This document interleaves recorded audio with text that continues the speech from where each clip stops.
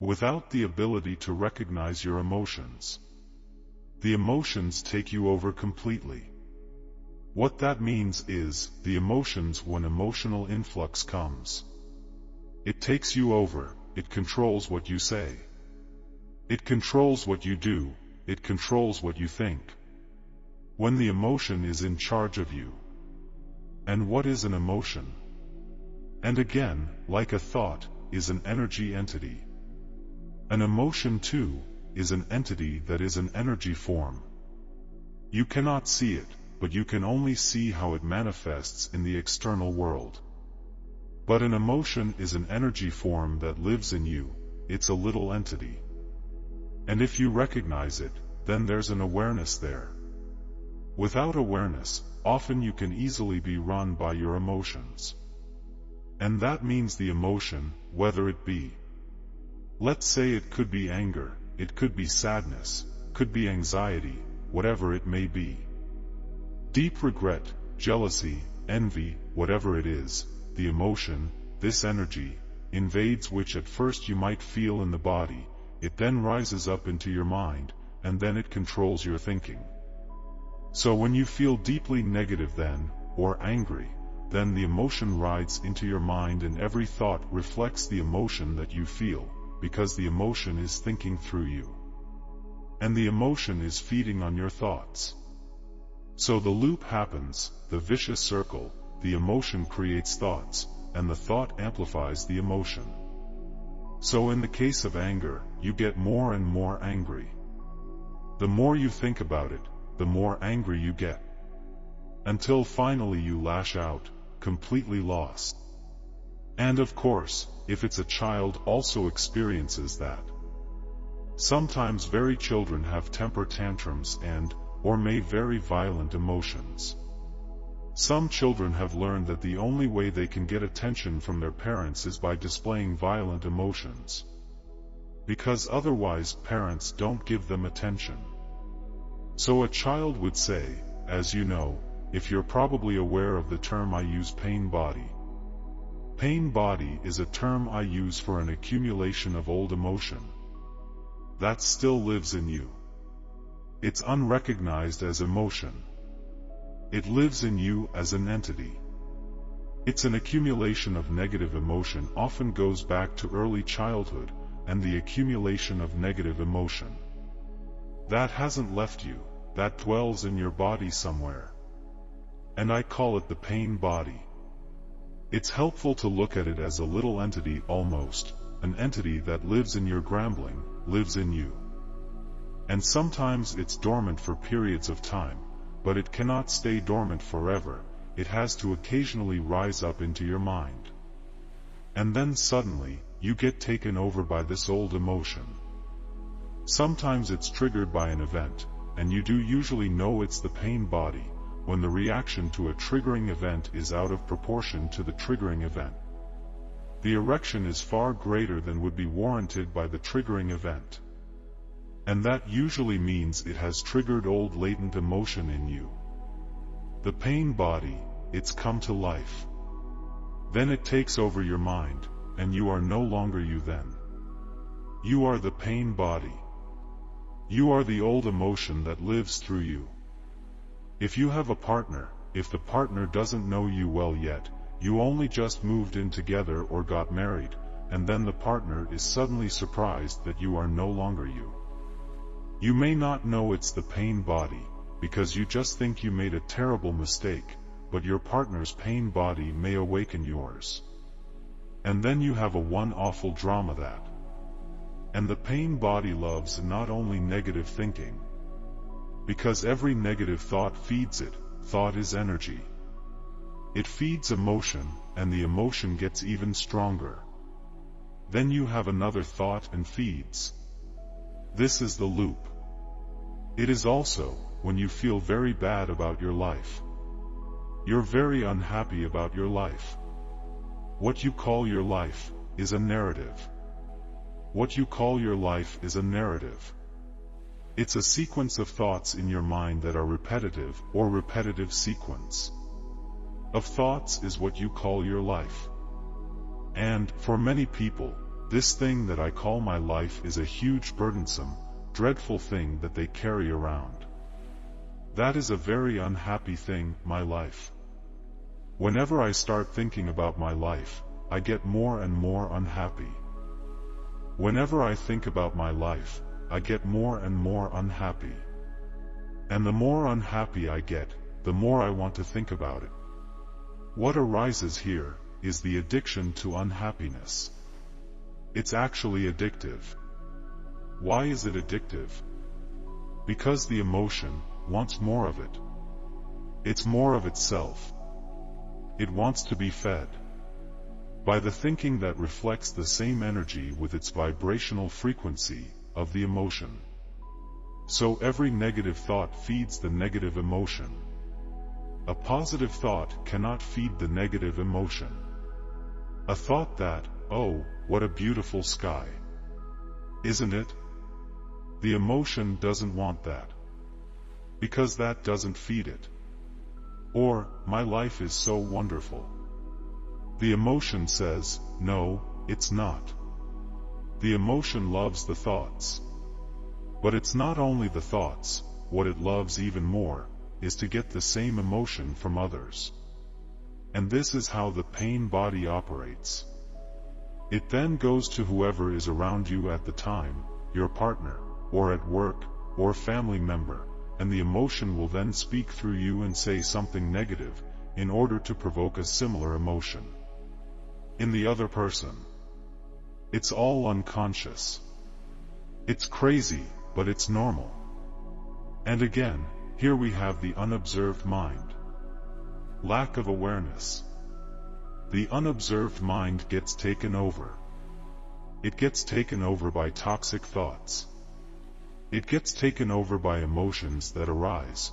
They could be your old emotions from the past, the pain body, that come up periodically, and then subside once you've had a drama in your relationship, lasting for an hour or two, or the whole day. Then the pain body subsides. And the next day you wake up. You're a bit more conscious again. And the emotion has subsided. Your mind is not quite as crazy as yesterday. It's still not very conscious, but not quite as crazy as yesterday. And you wake up and then, oh, you can't even remember what it was all about. The drama that you had with your whoever it was. You think, what was, how did it all start? It didn't matter how it started, the pain body needed it, wanted it. So, again, lack of awareness, through lack of awareness. You are at the mercy of your emotional fields. So, the moment awareness comes in, the emotion may still be there, but you're no longer totally possessed by it, or trapped in it. It's still there, but at least there's an observing presence there. And that's an enormous step forward. So whenever you feel emotion arising, that is of a very negative kind, let's come back to, for a moment to, what I said about telling yourself how unhappy you are, or how awful your life is, or how awful other people are, whatever this narrative may be.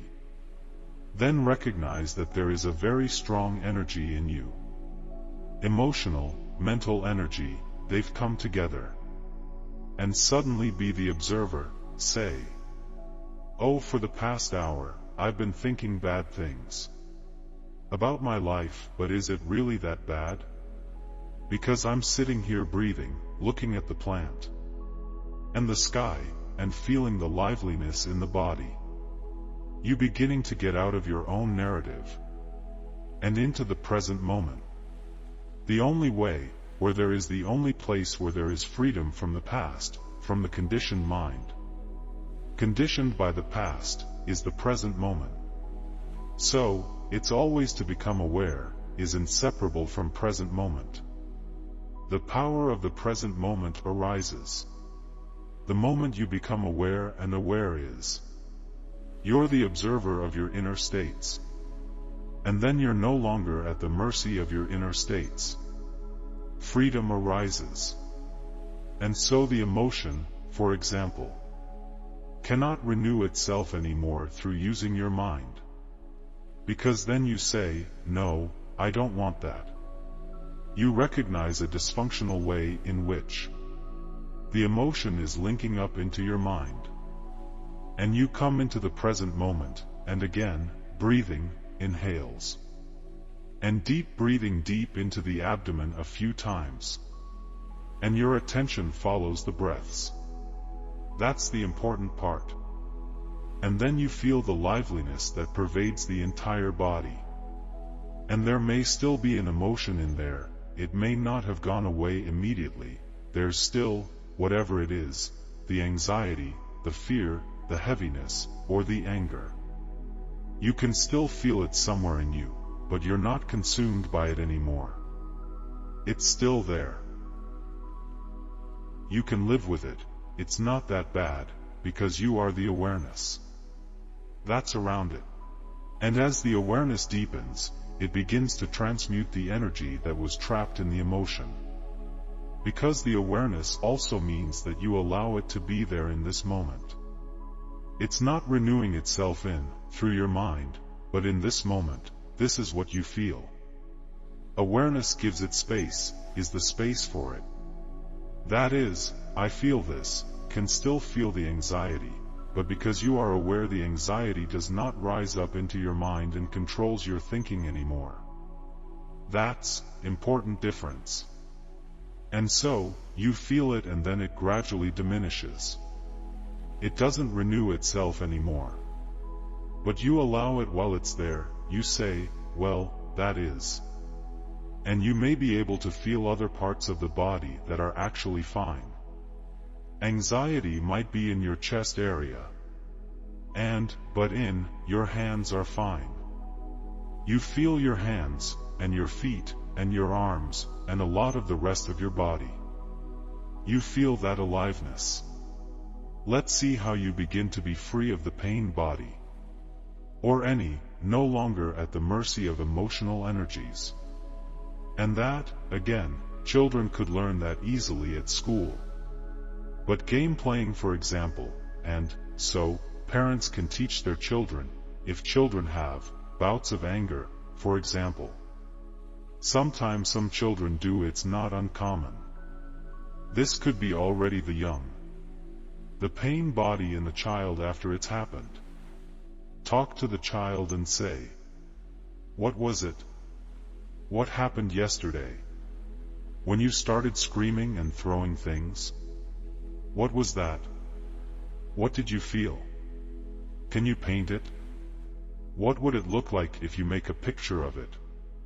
What color is it? Does it have a name? If it had a name, what name would it have? And by asking these questions, the awareness in the child grows, awareness of it. Could be done as game, playing it out in games at school and so on. So that, it's fostering the awareness in children. That's the most important subject in school. The foundational subject at school, of course, would be awareness. The most, consciousness, is a primordial subject that underlies all other subjects. And then, it's so, that's how it starts. So now most of us do as adults. But what could have perhaps been done in a more enlightened civilization at school? And eventually it may even reach politicians and media people. Eventually, even may be destined to become conscious. So, in the meantime, I recommend that you're very careful with linking into the collective at the present time. Especially, be very careful when you connect with social media, mainstream media, whatever media it is. Because there is, in many ways, it is toxic and very unconscious. So you wouldn't voluntarily expose yourself to a virus, that's quite dangerous. You wouldn't go out and say, okay, I will go to an environment where many people are infected with this virus, and hope for the best. I wouldn't do that. In the same way, Be very careful when you link into those forms of media, because a lot of what's going on there is a viral infection of the collective. You want to know what's going on.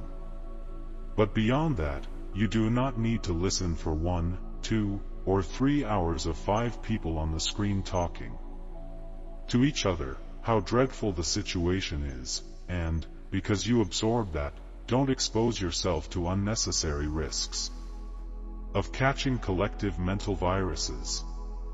Although, of course, the more present you are, the more immunity you have. But still you wouldn't even want to. Even if you have the immunity, why expose yourself to that? It's more important that, if you contribute to, like discourse, through social media or whatever, if you use any of these things, whatever they're called, just make sure that everything you put out is conscious. It's not a reactive thing, not attacking anybody. Don't confuse the mental virus that people get infected by with who they essentially are. So, whatever you put out, make sure it's something of a constructive nature that does not contribute to human unconsciousness, but diminishes human unconsciousness. So emotions, awareness, catch the emotion as it arises. Especially if old emotion, pain body emotion. Detect it and recognize it for what it is. Then you've already won half the battle, so to speak. Recognizing it for what it is, emotion. Old emotion. Stay present as the observer, the witness. So, you are here to bring sanity into this world. That's a good life purpose, to bring consciousness. One could even define this as your main life purpose. To bring consciousness into this world. The light of consciousness. That reminds me of the famous saying, be the change that you want to see in this world. So, that's very true. So be the light of consciousness, because that's the change that we need, that the world needs. We express our heartfelt gratitude for your presence and engagement throughout this video. Thanks for watching, and until next video, take care and stay tuned for the upcoming content.